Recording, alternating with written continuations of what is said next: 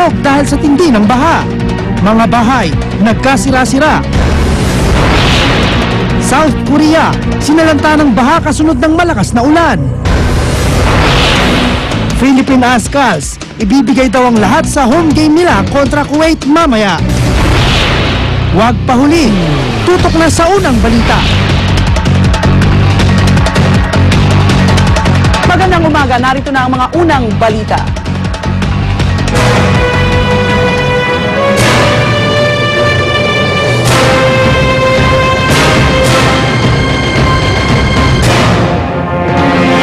Bagyong Waning wala na sa lupa pero nasa loob pa rin ng Philippine Area of Responsibility.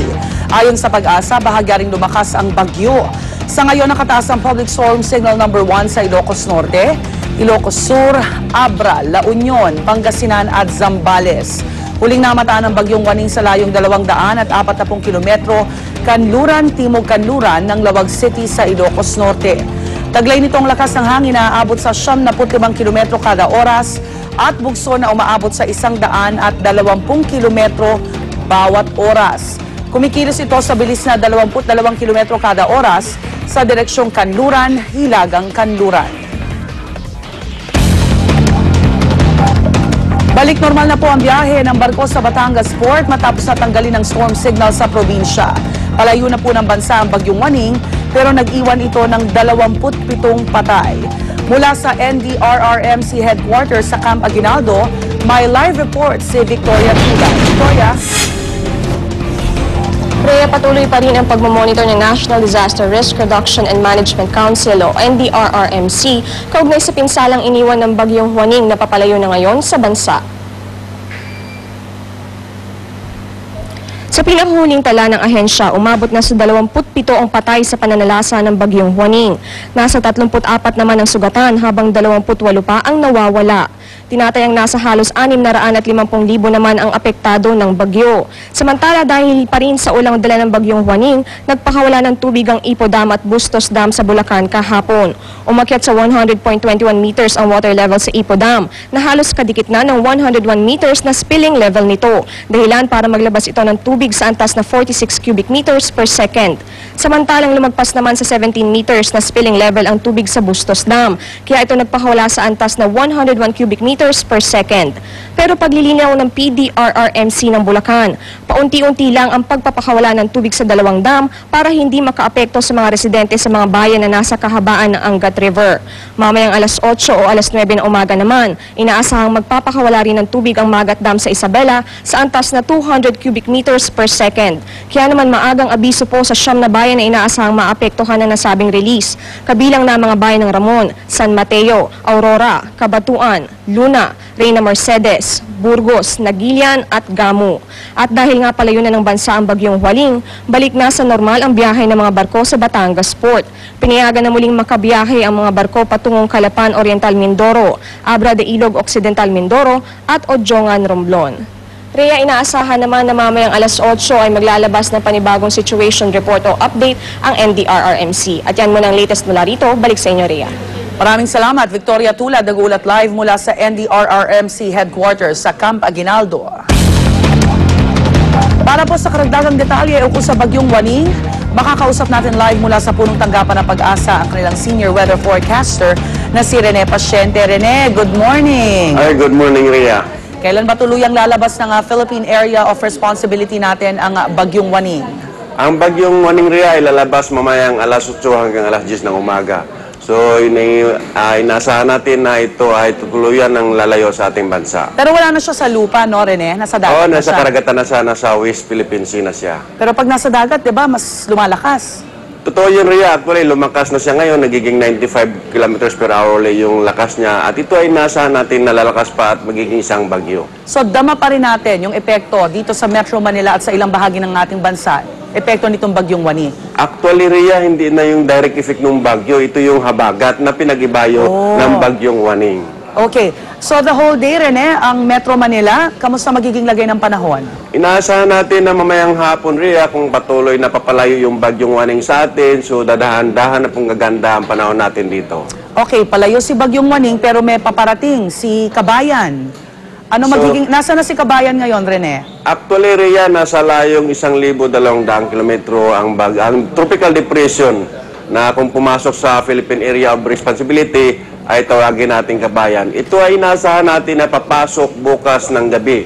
Pero ang ano nito, Rhea, bumaybay lang siya dito sa boundary ng PAR natin and then lalabas din ulit siya. So hindi to magla-landfall, Rene? Hindi magla-landfall ang tropical depression at ito ay wala ring direktang epekto sa atin. May mga lugar na maapektuhan ba? Wala, Rhea, wala. Kasi may kalayuan masyado eh. Kahit yung habagat, hindi makaapekto sa atin. Ang weekend natin, kamusta, Rene? Magiging maulan ba?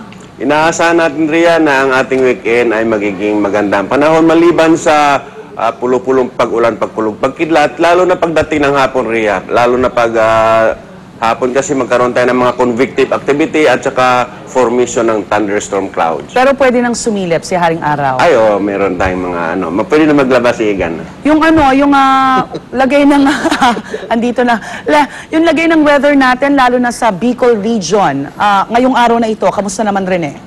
Ngayon, Rhea, ang Bicol region, maganda-ganda ng panahon nila. So, wala na gaanong inasahang pag-ulan. Maliban lang dito sa kanlurang bahagi ng Southern Luzon at saka kanlurang bahagi ng Visayas. Sana makabawi yung mga kababayan natin sa pananalasa ng Bagyong Waning na naramdaman nila doon. Rene, maraming salamat sa iyo, ha? Okay. Pagkula ka na rin daw. Alright, Rene Pasyente, ang Senior Weather Forecaster ng Pag-asa. Okay, kamustahin natin ang lagay ng panahon sa Baguio City.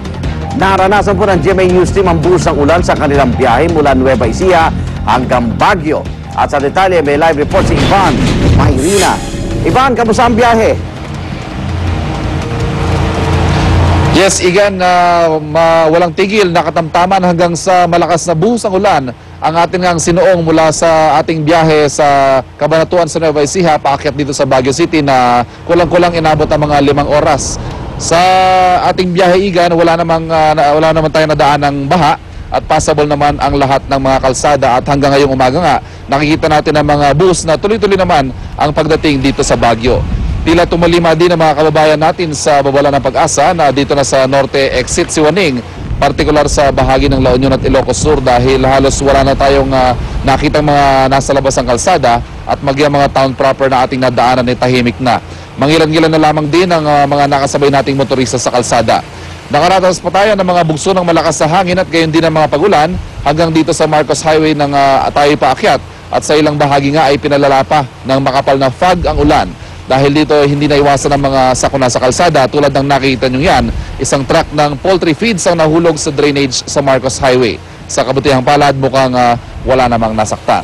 At sa mga oras na ito, Igan, kahit wala ng public storm warning signal na nakataas dito sa Baguio, ay nakakaranas pa rin tayo ng mga makapal na hamog at malakas na pagulan ngayong umaga. At yan ang latest mula sa Baguio. Balik sa iyo, Igan. Maraming salamat, Ivan Mayrina, nagulat po live mula sa Baguio City. Probinsya ng Aurora napuruhan ng hagupitin ng Bagyong Waning dahil sa landslide, hindi na madaanan ng ilang kalsada. Darito naman ang report ni Lay Alves. Humupa na ang pag-ulan dito sa Baler, ang kabisera ng Aurora Province. Naging banayad na rin ng dagat. Malayo sa tagpong aming nasaksihan nang maglandfall ang Bagyong Waning sa Kasiguran. Sa lugar na ito sa Kasiguran, ilang puno ang nabuwal, habang 30 bahay ang nawala ng bubong. Nagmistula ring ilog ang ilang kalsada. Ang mga ilog kasi umapaw na. Dahil sa baha, isolated ngayon ang 24 na barangay ng Kasiguran. Ang Baler Kasiguran Road may pagguho ng lupa dahil sa matinding ulan. Isang bus ang tatawid sana patungong Kasiguran pero hindi rin ito umubra. Ay, maraming slide po. Di nga po namin naabot. Sa kalakas po ng tubig dyan sa mga spillway. Nagkaroon na rin ng pagguho sa Baler-Bongabon Road. Bukod sa Kasiguran, isolated na rin ang mga bayan ng Dinalungan at Dilasag. Sa ngayon, patuloy pa rin ang paghahanda ng relief goods sa Kapitolyo. Hindi naman siya nabigla, kaya lang siyempre yung preparasyon natin, although tayo nakapaganda talaga for whatever eventualities, nagulat lang kami sa change ng direction. Although that's a forecast, at sinasabi natin, forecast yan, at hindi naman 100% yung accuracy. So, talagang handa kami for the worst. Para sa unang balita, Lay Alves reporting.